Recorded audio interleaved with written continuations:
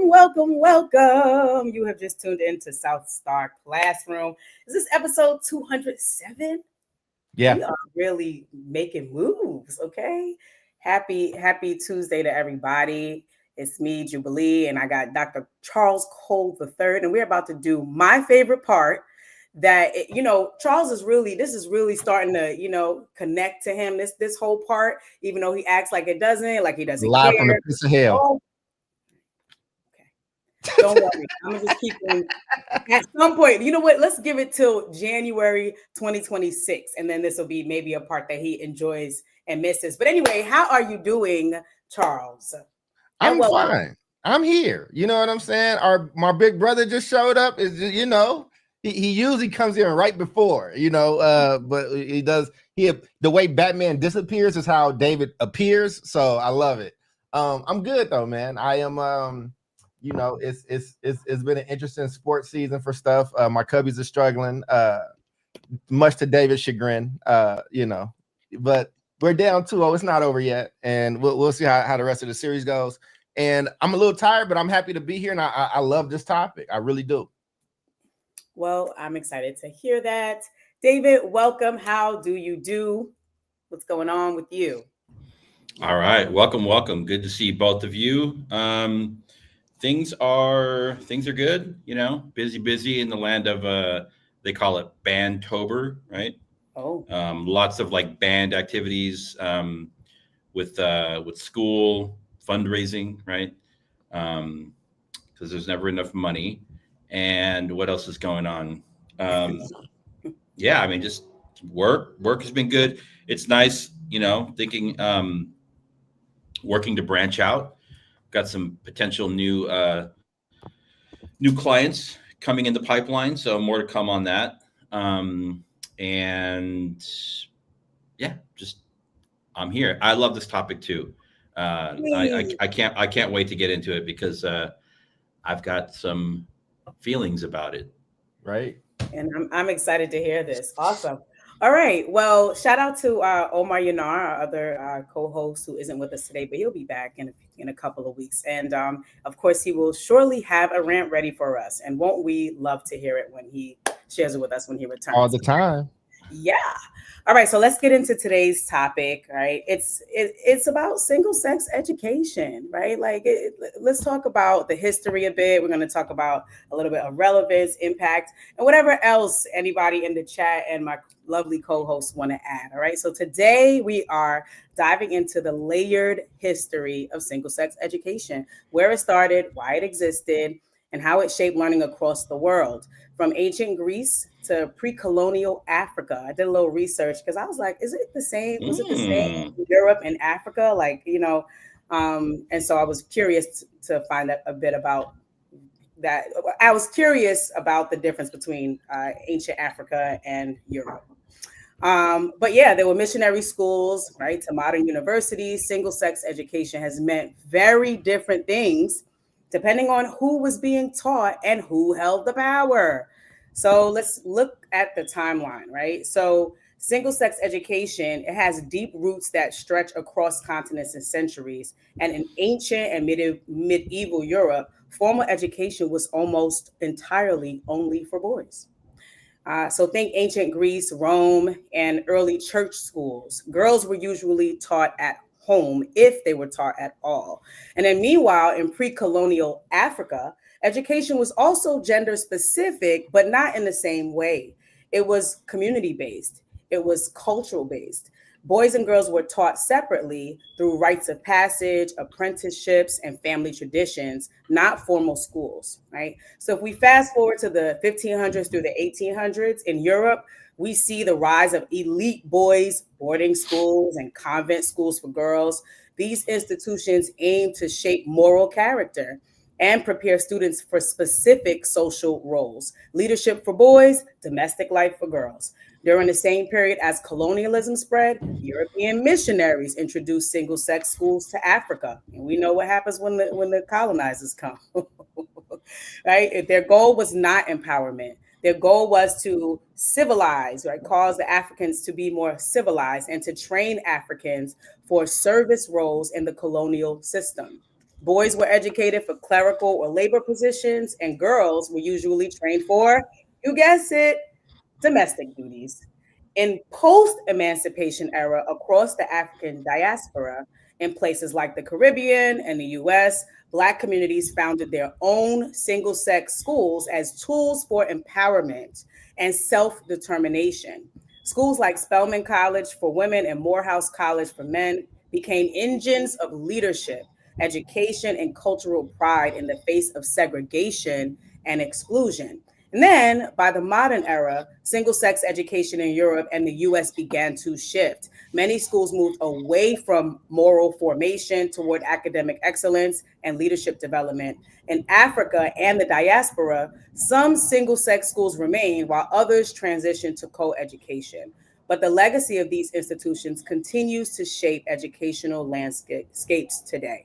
Right. And then I would just want to share a couple of things about K-12 and higher education, and then I want to get your initial reaction to this information, right? And so I think you can already clearly hear the difference between the purpose of single-sex education in the European world versus in Africa and the African diaspora, right? And so I was thinking a bit about what was the impact on K-12 and higher education, right? And so in the K-12 space, right, Europe single-sex schools is shaped, like we said before, class and gender roles, right? And it was all for the elite, right? Shaping spaces for the elite, right? Prep schools, they still exist today, right? In colonial Africa, these schools often reinforce gender and racial hierarchies, right? So after independence, many countries expanded co-education through single-sex schools, and they still remain influential in many regions, okay? So at the college level, though, Europe and the US saw women's colleges like Wellesley and Mount Holyoke become powerful incubators for women's leadership and social change, right? Meanwhile, elite men's colleges produce generations of political and economic leaders, right? So before I go into our first question, I just want to hear your initial thoughts to the information shared about the history of single-sex schools and the origins. I don't have much of a, I was going to pass here. I don't have much of a comment on it. The history is the history. I'm just taking that in. But David, go ahead. Yeah, I think thank you for doing that research. History is definitely very interesting. A lot of things that I didn't know about. So I think it'll set the stage well when we dive into it. And I mean, I think it also just, it's so, whether you have single sex schools or not, at what grade level, what are the communities like? What are the cultures like? There's like the whole like kind of religious piece of it. It's so complicated, and I think this modern school system that we're kind of, working to dismantle. Oh, sorry about that. My dog. My dog. It's all good. It's gonna make Jubilee's little dog start pirouetting. She looked around like, what you gonna do? You ain't gonna do nothing. Go back to sleep. No worries. But thank you for that, David. I think it'll be great for us to transition. Did you have more that you wanted to share? Yeah, I think she needs her own school of her own. See, there you go. Argument over. School. Just very bad manners. What I was going to say is obviously like education, formal, informal. I mean, it's at a certain point, schools started to look like they do in this country maybe about 100 years ago, right? And so I think that's kind of the time frame that we're toying around with right now. Yeah. All right. So let us, now that we've got the history kind of laid out there, let's talk about relevance and impact, right? Does single sex education make a difference, right? And of course, we can always look at it through the lens of, Black and brown children. We can start up here and then really, hone in on Black and brown children. But when boys and girls learn separately, what differences have you noticed in how they participate, focus, or speak up? Does it really make a difference? And if so, for whom? I mean, there's data. Like we were talking about this beforehand. I'm a big I studied Jawanza Kunjufu for a long time, but he talks about the benefits of like where appropriate, like single sex classrooms, especially for boys, and less distractions, and they can focus, and you could tailor things more to just how boys and girls are like, you know, socialized in different ways. I just dropped in our group text a study from Harvard that said female students in all female classes experience less stereotype threat and perform better in their math grades than their female peers in co-educational classes, with no difference in their language grades. And then also, like, I think of Spelman and Morehouse. Like, I just think of what those institutions are. Nobody's forcing anybody to go to those places. People are going there by choice and choosing to. And I looked it up. If you are, Spelman does allow for trans folks. So if you are a biological woman and you transition while at Spelman, you can stay. If you are somebody that applies and identifies as a woman, and you can get accepted.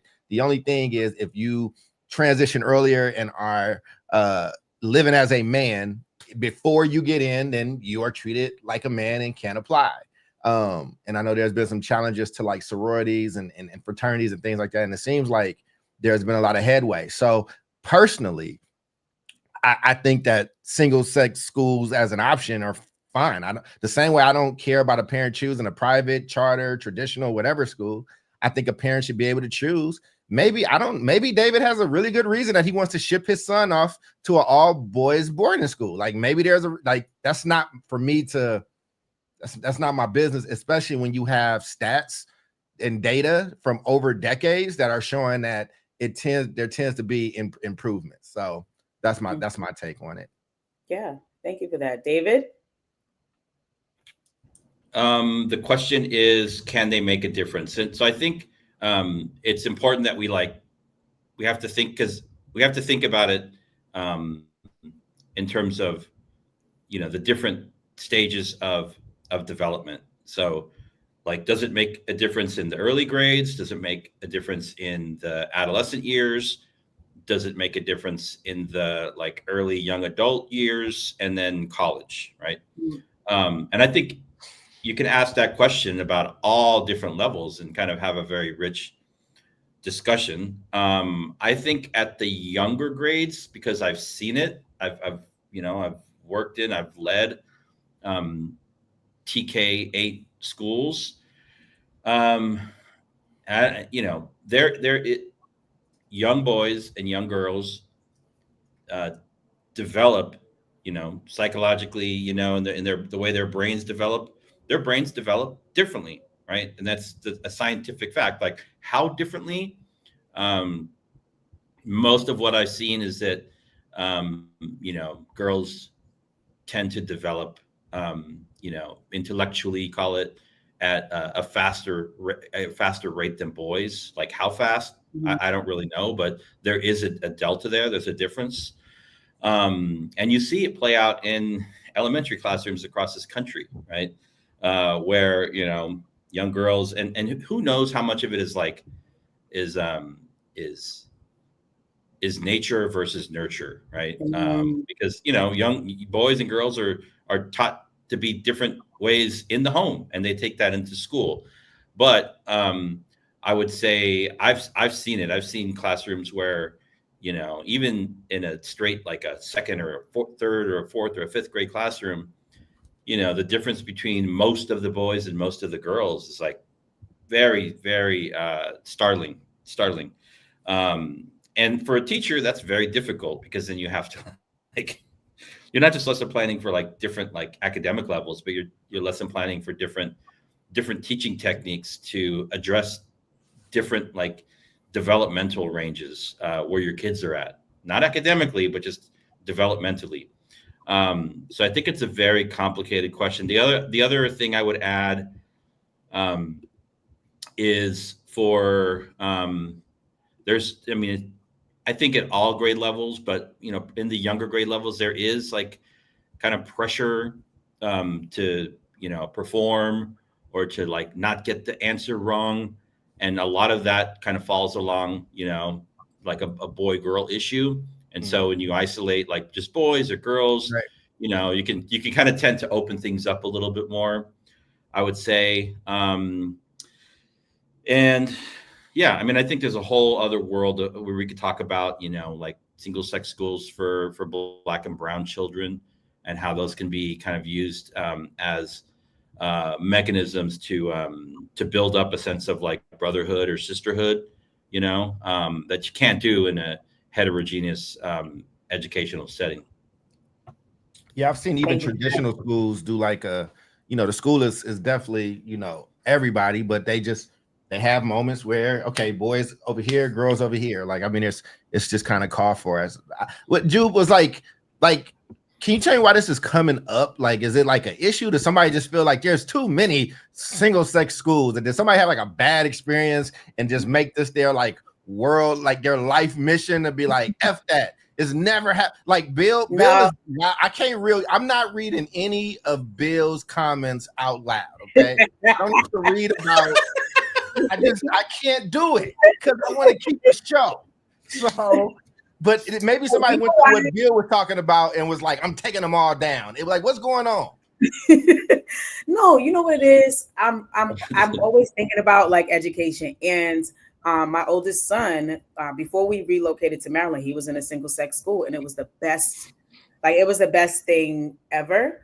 And when I was an assistant principal, I partnered with this school, right? Because I had several Black boys, in my school. They were Black, right? They were low income families. They had IEPs, and we're in a workforce of educators, of teachers.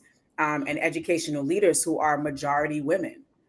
And so, like, I think for girls, right, you can probably find a place where you fit, somebody who resonates with you, someone you can connect with, sometimes way more easily than a young man. So I just started thinking about, the impact of like single sex education on my son. And then I started thinking like, was it the single sex education, right? Or was it good teaching?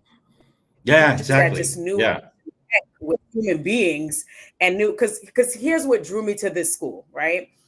This school is called Eagle Academy. Rashad Mead, he's a colleague of mine from New Leaders, opened this school, right? 6 through 12 school in Brownsville, Brooklyn, right? That's where Mike Tyson is from, right? It's like, and he opened this school. And when I partnered with him, when I was at AP, I used to take my boys over there. They used to play video games, right? They had sports. They had chess. He was like, nah, we're not going to do basketball. We're going to do lacrosse because you're going to have a better chance of getting a scholarship if you play lacrosse. There's a lot of people playing basketball, like very strategic. But it was like a boys' world. Big screen TVs, right? High level, high expectations, right? But high level of support.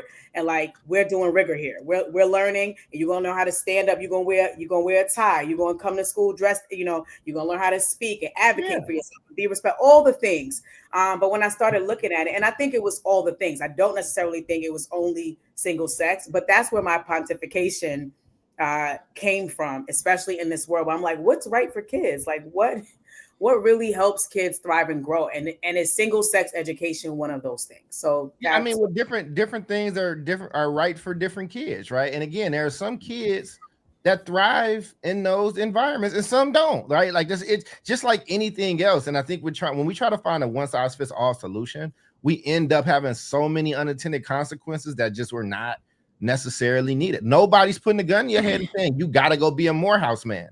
Nobody's saying you got to be a Spelman sister, right? And the thing is, when you meet a Spelman or a Morehouse graduate, instantly. Like, it's like meeting a Marine. Like, my dad and uncle are Marines. It's like me. It's annoying to that level in a beautiful way, though, right? Like, a Morehouse man has a way that he walks and talks and distinguishes and things like that and takes pride in himself. I think that, again, who's trying to take it away? Bill said, I'm not using any bad language. No, Bill. But what you did say, Bill, was single sex education is prevalent in Catholicism. I went to an all-boys school in Oak Park, Illinois. A really traumatic experience, like swimming. Oh, goodness. Priests. Oh, yeah. That's why, Bill. That's the last one I'm reading, Bill. You're a wild boy, Bill. A traumatic. Why don't I see? Because you know what? Because it's not your job to see them. Because I have to read every comment that comes in, and Bill, I love you participating. I'm just not gonna read none of your stuff. It's okay. Not swimming nude for priest. Oh my goodness. This is what I'm saying.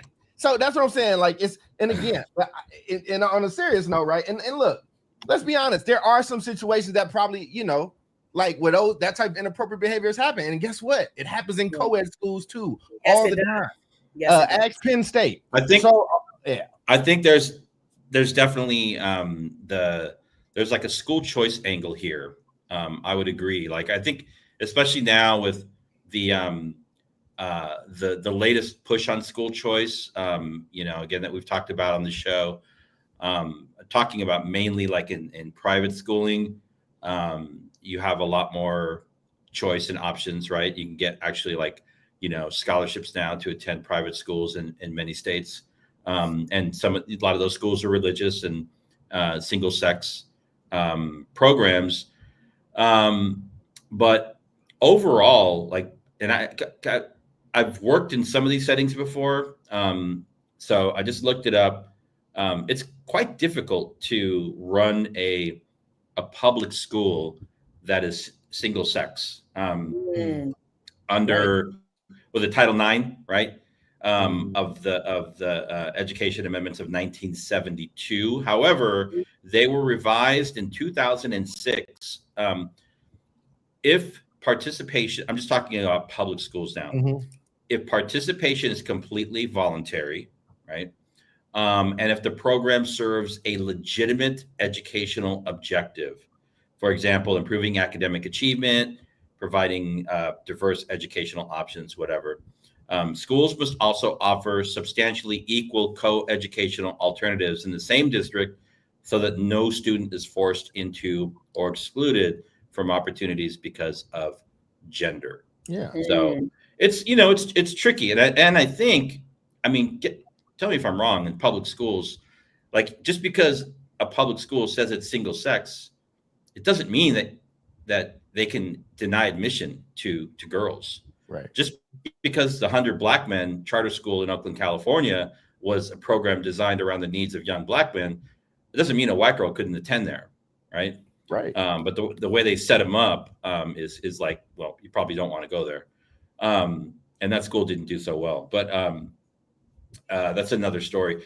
I do think. Go ahead. No, I was laughing. You said that school didn't go so well. I mean, not no idea. The execution is hard to run a school, man. It's tough. But yeah, go ahead. I mean, we know that overall. So here's the thing: we know that overall, girls I'm going to do some big, broad, general blanket statements now. Girls tend to do better in reading and writing, right? And overall GPA.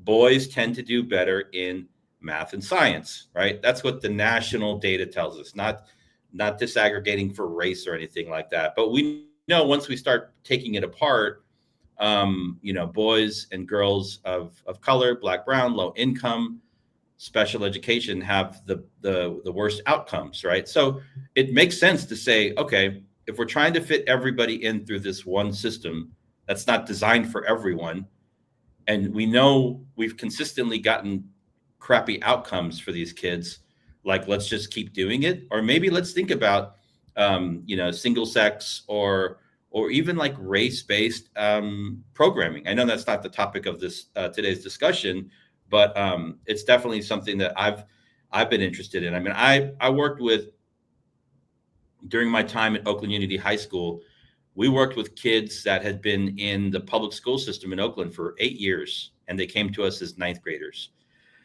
The girls, for the most part, were ready to get to work, like had to do a couple of years of makeup work, you know, just to prepare for, you know, a 9th grade and a 10th grade college prep curriculum. The boys, you know, I'll be totally honest with you, we're so far behind. We did the best that we could do. And several of them rose to the occasion. And for many of them, it was incredibly challenging because they had gone through a school system that had basically forgotten about them, you know? And so in my mind, I'm like, I want to open a boys' school in Oakland, California, a high school, right? Not like a last chance high, call it whatever, but a rigorous program where we could really get down to the business of focusing on the needs of young men that had gotten left behind in the system, right? I can't tell you how many times I had to pull all of the boys into the auditorium. Exactly. To have a conversation all the time about who in the hell Who in the hell is shoving toilet paper down the toilets? Who's doing it? Do we need to have a more strict bathroom policy? Do we need to have an adult at the door? And meanwhile, the girls are in class studying, and I'm talking to the boys about clogging toilets, right? And we did it. We had them all together, and I was like, man, we're like living in two different realities here, So yeah, I mean, and again, and I don't. This is just it's just there's so many opportunities for slippery slopes. If you start to say, well, this is outlawed, well, it's like, all right, well, cool. Well, then what's to stop somebody from saying, all right, well, it's prisons. Let's just everybody together. Like, well, for obvious reasons we can't. Well, what's the obvious? Well, what do you mean, right? Like, again, there's a difference between somebody being sexist and misogynistic, or saying like girls are dumber than boys, or boys are dumber than girls, or whatever the case is, versus acknowledging that sometimes there are just some differences with, like, especially during development, especially in those early grades and ages, where that might be beneficial for boys. And listen, and it's not like Morehouse and Spelman don't do things together. It's not like they don't go to each other's parties, right? Like, they're essentially a shared campus, but they are in school and in class, separately. I just don't. I don't know, man. I feel like it's somebody's crusade, and now they're kind of trying to check off boxes on the board. I think it's like we've gotten to this level of progress for women's rights or whatever. Now let's go another step. Like, let's do it. And again, I don't think if a parent and a student doesn't want to be forced into that type of situation, all right, cool. But why take these? Most of these, the vast majority of what we're discussing, are choices that are made by parents. So why at this point, it's not my business. If they build it and people want to come to it and they filling it up and there's a wait list and all that stuff, Bill said something good. He was saying, it's the teaching, it's this. Maybe it's all of that. But you know what else you got that we never consider? Happy students and parents that continue to send their kids there.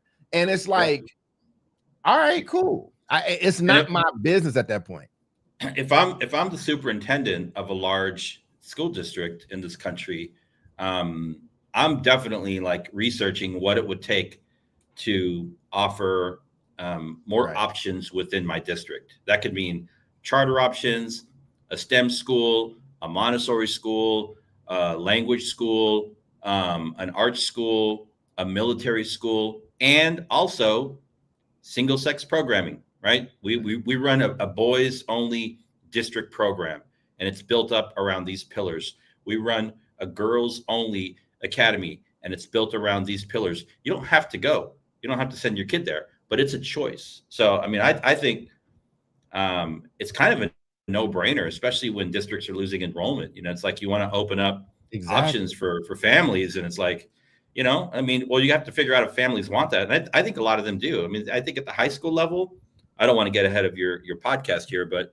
I mean, for boys and girls, just like, it's like my son doesn't have a job yet.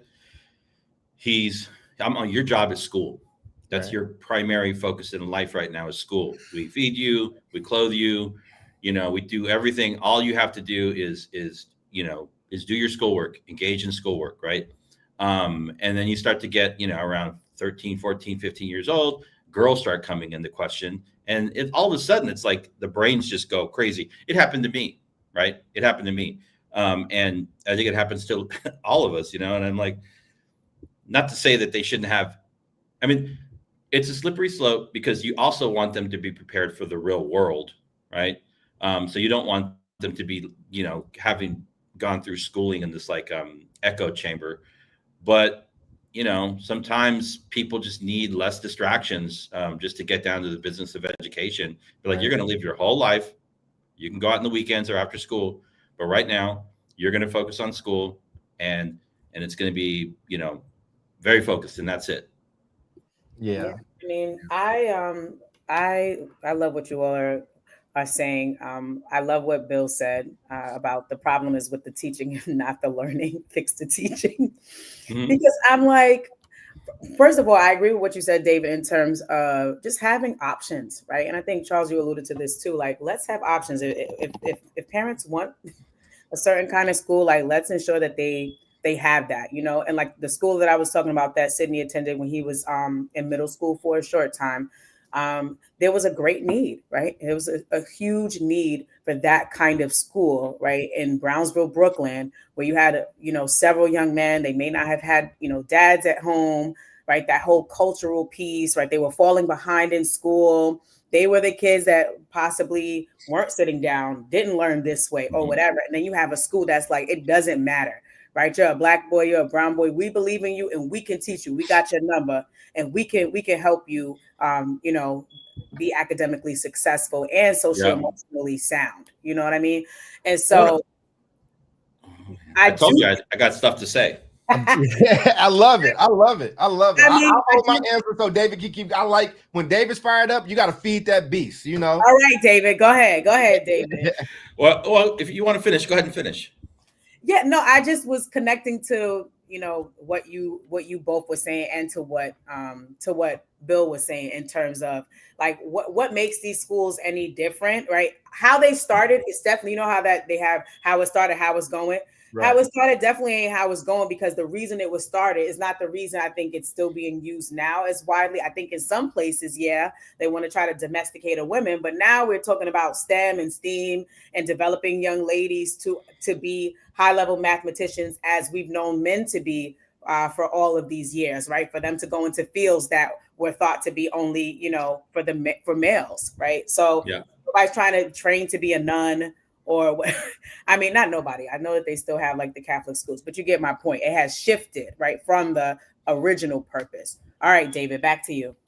I mean, so I want to push back on some of the many comments that Bill has. I was about to as well. So I started what it sounds like creationism. I was like, yeah, they do have schools. It's called Catholic schools. Like, and Nicole is getting Bill, Listen, but God is the lead scientist. All right, Nicole. Hey. Well. Speaking of God being the lead scientist, I will tell you that, you know, in again, big, broad brushstrokes, and I've seen this pan out in schools.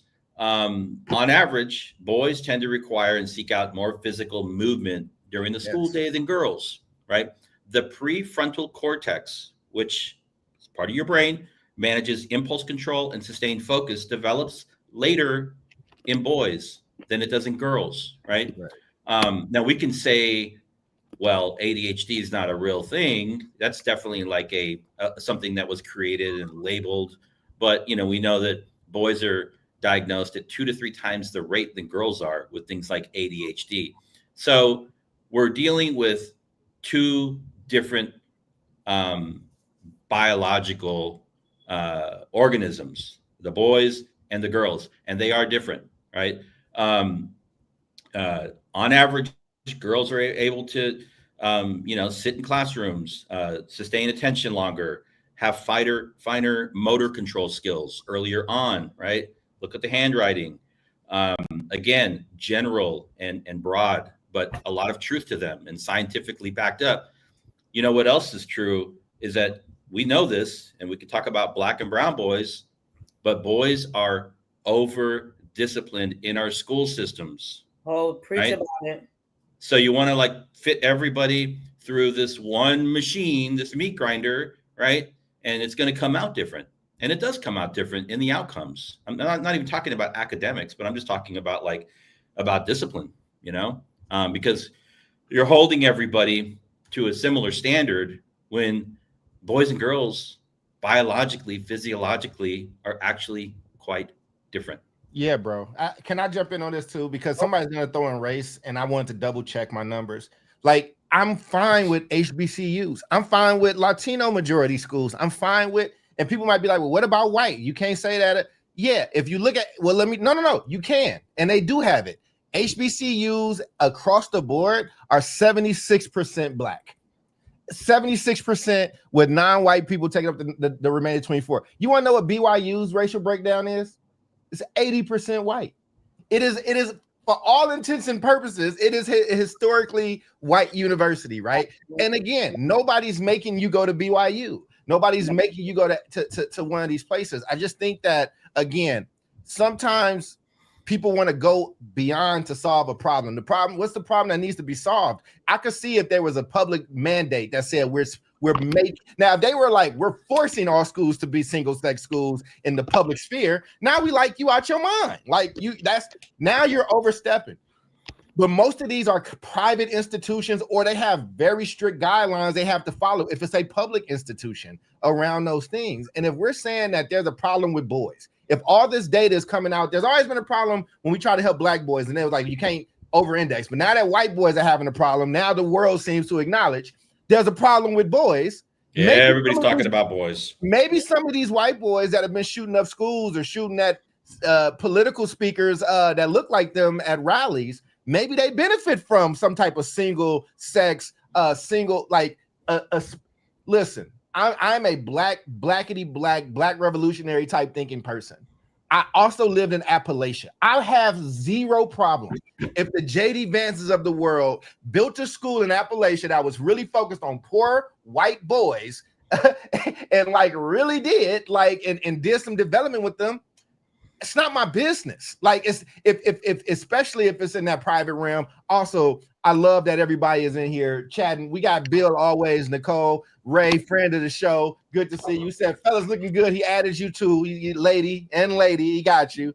You acknowledged it. But welcome to the show, everybody. But again, it's something that I'm not passionate about. But as we talk about it, I'm getting more passionate because it's like, what are we doing?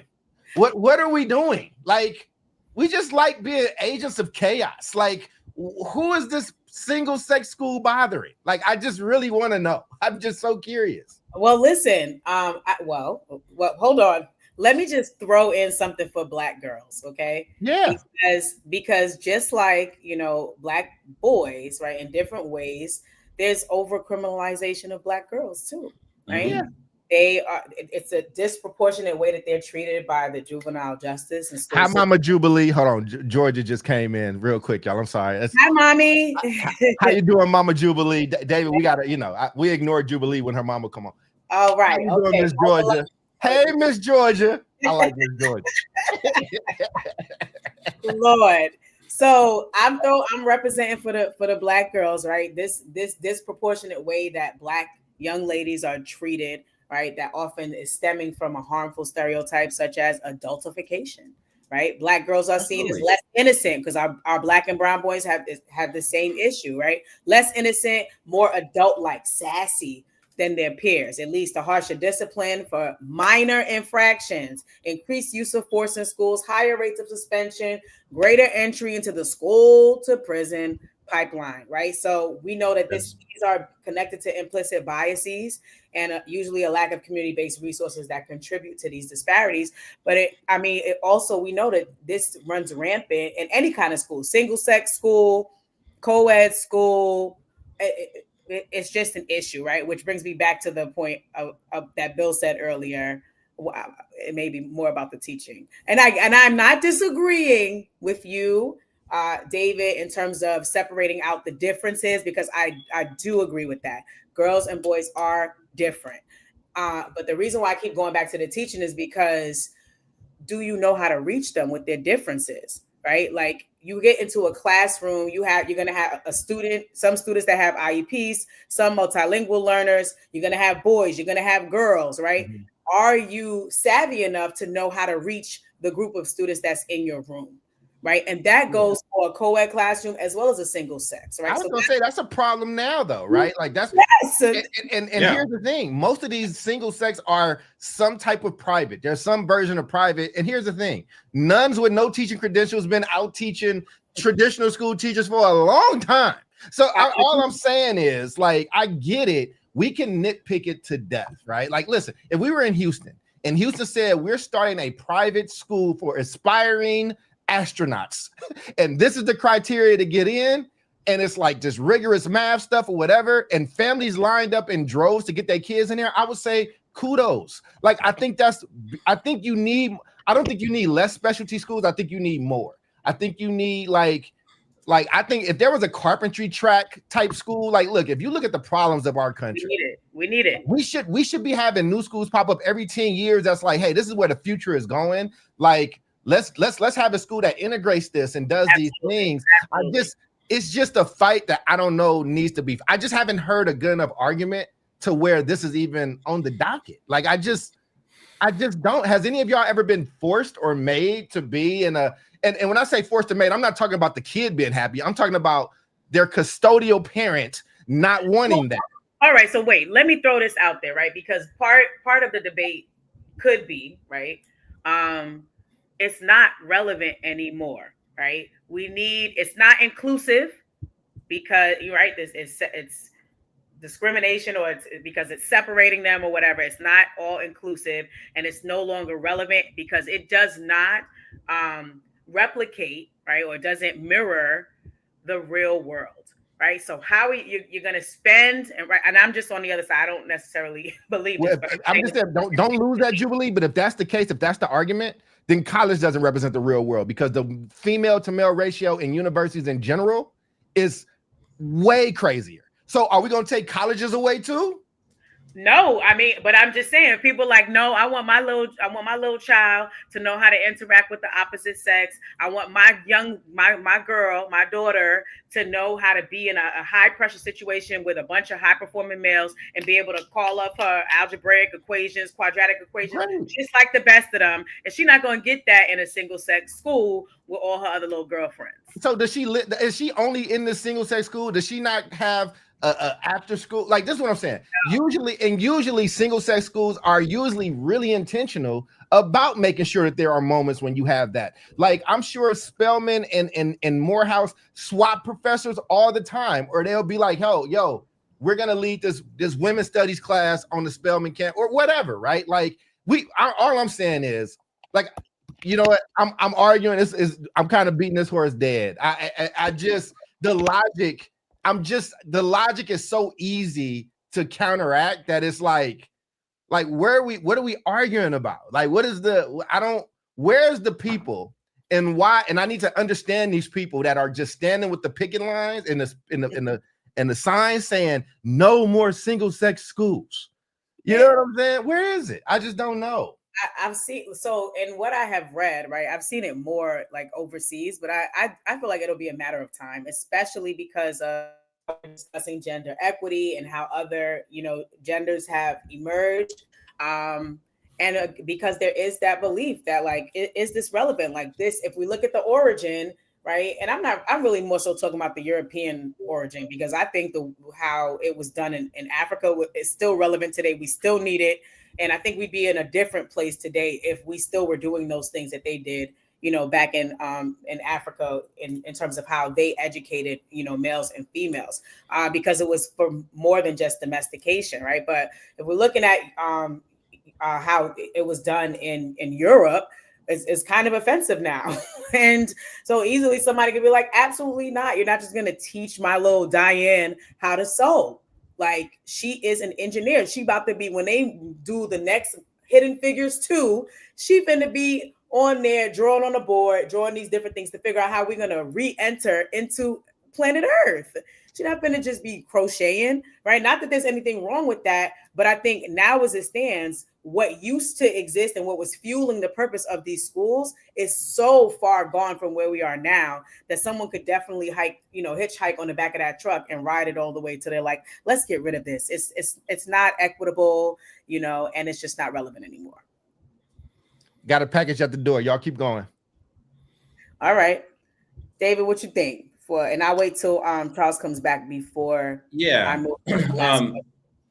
I was just thinking about this discussion about single sex based schools, public or private, whatever they are, and how that kind of connects with, or can exist in contradiction to a lot of the conversation that we're having now about gender, right? Mm-hmm. I think that's an interesting thing to consider. But still, I think if, it obviously exists in private schools. We have like the academies, and then we have the single sex, religious based schools, right? But in the public setting, again, I think it should be an option. You know, I think I would love to see school Agree. districts really. I mean, school districts have such a hard time innovating, right? It's like, oh, you have a STEM school. How cool is that? You know, Yep. but you can have so many. I think every school district should have, like, again, I said, they should have a public, you know, military school. They should have a public Montessori school. They should have a Waldorf school. They should have language academies. They should have STEM academies. They should have, you know, Full immersion entrepreneur, schools. yeah, Yes. entrepreneur-based, like big picture schools where kids are out in the real world learning. And they should have schools that focus on particular sex, boys schools, girls Absolutely. schools, right? Yep. Offer that to parents, you know. You don't have to go. You don't have to go. But if you feel like that's what your child needs, Absolutely. it should definitely be an option for you within the public school system, for sure. David, So, you know what me and Jamoke had pitched? This is when David was still there, the other David at the office, when we were trying to say the West Oakland corridor with MLK and Lafayette and stuff. We were wanting to do, there was just so many Arabic folks that were there, and there was a lot of, and it was the last like kind of black area of that place. We were like, yo, AAMA, African American Male Achievement, do like a dual immersion with like black boys and these Arabic kids.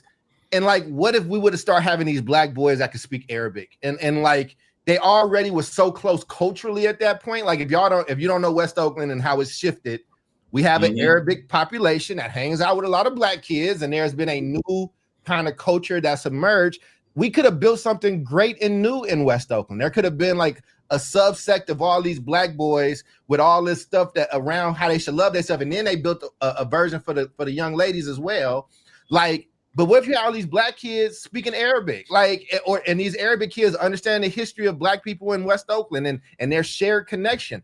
That you have to make public education more exciting. The public sector does not want to compete for students, and that's really what this comes down to, right? Like, and I get that some people are purists and are like, there should never be competition, but that's not life. That's not real life, because as soon as you get enough money and you a certain type of parent, you like, I'm shipping his ass over there. You from New York, they going to Brooklyn Science, like that. You don't, like, come on, man. Like, and we have to, if we really care about that stuff, we would make those options for some of these kids that are like, that don't have that type of money, but still deserve these type of immersive like opportunities. So I didn't mean to get all excited on that and jump in, but and they just were scared to try it. And I'm like, why don't the schools are going to close down anyway? We don't have, the building is bleeding kids. Why don't we try something new and at least go down fighting? Why don't we go down at least with something that'll be studied later on? And maybe if we fail, somebody else to implement it better than we did. But why wouldn't you try if we're trying to save like this black culture in that place? But when white can overtake, see, this is the thing that we're leaving out of these conversations. A lot of these places are homogeneous. There's a lot more white people in this country than there are black people. And that's why it's so scared of these Latino folks, because they are expanding. Y'all are about to be the majority. But like, BYU is like, ain't nobody telling BYU they got to diversify. No, that's a Mormon school. If you go to BYU, I expect you to I'm not Mormon, cuz if I want to play football or basketball at BYU, that's what I'm signing up for.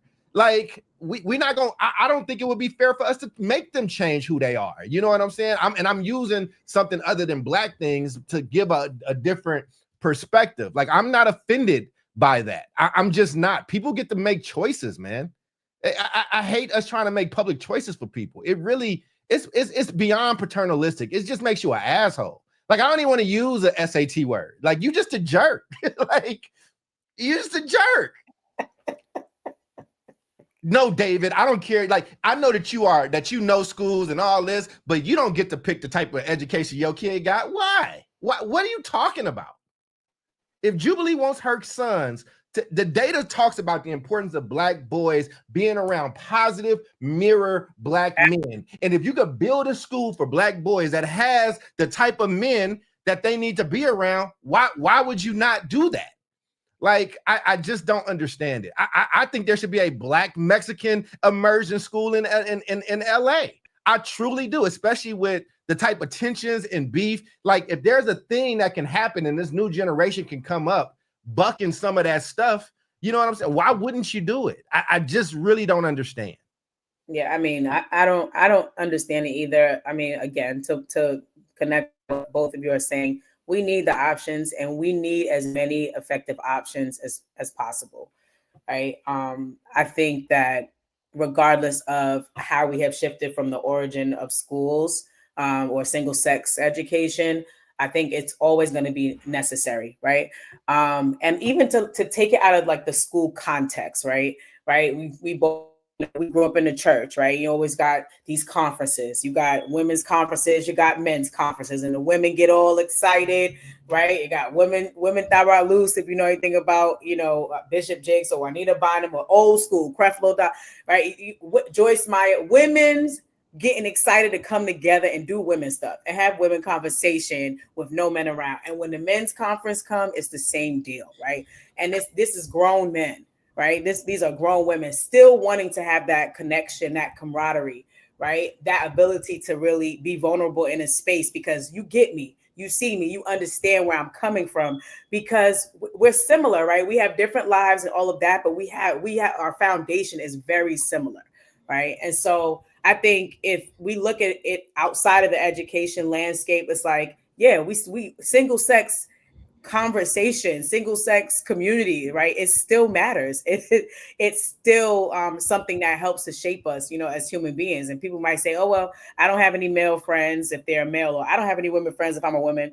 But I still think that there are conversations and spaces that we go when we are one with another that we may not go when the opposite sex is present if we're honest about that. So all right. So now we kind of touched on our equity and changing perspectives and whether or not it's still relevant. And so now we're going to go to final thoughts and anything else that you want to share prior to, right? So after all that, what can Black and Brown families take away from this discussion? Are there ways to, and I know you touched on this a little bit, are there ways to make schooling more supportive, more fair, more empowering for our kids, whether in single sex, or co-ed or Montessori or language academy options? And I'm throwing it to you, David. Yeah, I mean, I think so. I'm looking at some California data right now. You got me thinking about this. So I forget who mentioned it, maybe in the comments, but or you said it, Jubilee, or maybe Charles, talking about like the school to prison pipeline, right? It starts very early in the elementary years, right? It starts when you walk into any elementary school, and there's typically going to be a Black boy or a Black girl or a brown boy or a brown girl, sitting in the back of the room, and sometimes they're in the hallway, right? They start the process of disenfranchisement, right? Like separating. Oh, I'm different from everyone else. I'm not allowed. 2 out of the 3 days I missed a lesson, right? Because I'm not part of the group, right? And that continues on. So I think we can, if we keep doing the same thing, and I agree with Bill, I think it's definitely a function of teaching and reading. But I will tell you, looking at California's continuation schools, these are like the schools that students go to when they're quote unquote pushed out of, traditional programs before they drop out of public education altogether. About 70% of students in California's continuation schools are boys, right? So we have a problem. And most of those are Black and brown boys. So if we don't do anything on the front end with school design, we're going to get these same outcomes, right? We're going to get these same outcomes. So I want to say that. And also, I think, I want to say, like, whether it's single sex or schools that are allowed to function with a particular cultural theme for Black boys, for brown girls, for Black girls, whatever it might be, in a public or non-public setting. That's not to say that people don't believe in like integrating young people into society, because we're going to all be integrated into society, right? Are we going to become a salad bowl, or are we going to become a melting pot, right? That's a bigger societal question around assimilation. But I think at the end of the day, what's most important is that young men understand what it means to be a young man. And young girls, I sound like the old man now, and young girls understand what it means to be a young woman, right? And on top of that, in our multicultural society, like, you have to understand where you come from, and appreciate and honor your culture, right? Because that's the only way you're going to be able to successfully navigate the rest of your life, right? Especially in these like trying times that we're living in. So, I'm not arguing for, raising young people, having them attend schools that are going to, have them be isolationists when they grow up. No, I mean, I think integration is important, but you obviously have to understand, who you are as an individual to be able to successfully do that and to contribute to society. So there. Yeah. Charles? Can you restate the question? Because you asked final thought and then you had like a it was there, so I want to. I got you. Yes. So I said, after all this, like, what can Black and brown families take away from this discussion? And are there ways to make schooling more supportive, more fair? Yeah. Man, exercise your liberty. Black families, white families, brown families, Asian families, whatever. Red fish, blue fish. I don't care. Like, exercise your liberty. And when you don't appreciate your liberty, they will try to take it from you and tell you that they're doing you a favor. I don't care. Like, I'm not worried about the influx. It's not like all these single sex schools are like popping up and taking money or doing whatever, right? Like, you got to do what's right for you and for your family. And I just feel like, so that's something that I think people should take away from it, is that people tend to count out poor people, whether they be Black, brown, or whatever. And they tend to use your social status as you not knowing what's best for you and your kids. And then they get really paternalistic. I've had people like a professor tell me, Chris Stewart was there. We were the three of us, because I almost got into a fight with this guy. And he basically was like, we were like, well, why you get to choose? Like, he hated charter schools. He was like, why you get to choose? It's like, because I can. It was like, because I make better decisions than them. Wow. And it's like, see, that's the rub. That's the thing, right? It's like, you think that you better than these people, and that let's say the school sucks. But if David and Jubilee decide to send their kids there for whatever reason, at that point, if I've given all the information and the options and that's what they choose, that's their decision. That's their kids. And just in my final thought, just a way I dealt with this when I worked in a youth org. We got a young person help change his life around in Oakland. And then, like, and he got into all these colleges, but he chose the military, and then all the staff were trying to talk him out of that. And I had to call them in. And I was like, that's not your fucking business. Like, you did your job. You got his grades where they needed to be. We got him to be more responsible. He is looking at a bigger picture, but he got a plan. And maybe it's not your, it's like when people push you to go vote and then they find out you voting for somebody else and they don't want to give you a ride no more. It's like, what was this for me and for society, or was this for you? Was this for your ego? And I think that's where I'll leave my final thought. It is not a large issue. There's not a ton of money being allocated this place. There's not like, and I think parents, fuck that, not just Black parents, because I know sometimes people tune out when we say Black and brown. I think all parents of every kind of race do share this thing where they want their kids to do better, even if they own some fuck shit. Like, you should do everything in your power to make sure your kid has the type of upbringing that you want them to have. That's your right. Maybe I'm sensitive to this, David and Jude, because I read a lot about slavery and I read a lot about people having no autonomy over themselves. So even these small bouts where, like, there's no beef, there's no like parent being forced. Like, if Jubilee and David are married and they have a disagreement, then you know what? That argument happens in their household. That's not our business. And we got to stop overreaching between liberty and minding other people's business. It would behoove you to mind your own business. Yeah. So thank you for that. I was just thinking about what happens if this conversation were to swing the other way. And because a couple of people were like, oh, it's not relevant anymore, that they remove the option, right? Because that's the thing as well, right? If we look at what is happening, with gender, we have non-binary, we have transgender, we have they, them, we have all the different, right? And folks moving away from boy versus girl, right? Again, if we don't exercise our liberty and understand that we have autonomy in these spaces and all of that, because of a small majority, right? It could be threatened, right? So I think, it is definitely, as parents, as families, as guardians, as caretakers, or what have you, for us to continue to lend our voice to the fact that this is still an option that is desirable, right? Maybe not by all, but just to be able to say, you know what, I think that the way this educational program is crafted is single sex and it meets the needs that my child has in these areas, or whatever the case may be, or is connected to our long-term plan, whatever your reason is, that it can be met through that versus it being canceled out as an option, right? That's like somebody coming around saying, we ain't gonna have no more preschools. We ain't gonna have no more Montessori schools. They don't use enough metrics. Like, we would never allow it, right? And so I think the same thing stands for single sex education. It has a place, right? It may not be for everybody. Everybody may not love it, but it has a place. And hey, damn it, you know how I feel. Like, if you're going to be an educator, you're going to open a school, make sure that you got high quality education and instruction and social emotional learning, all the things that a good, strong school needs,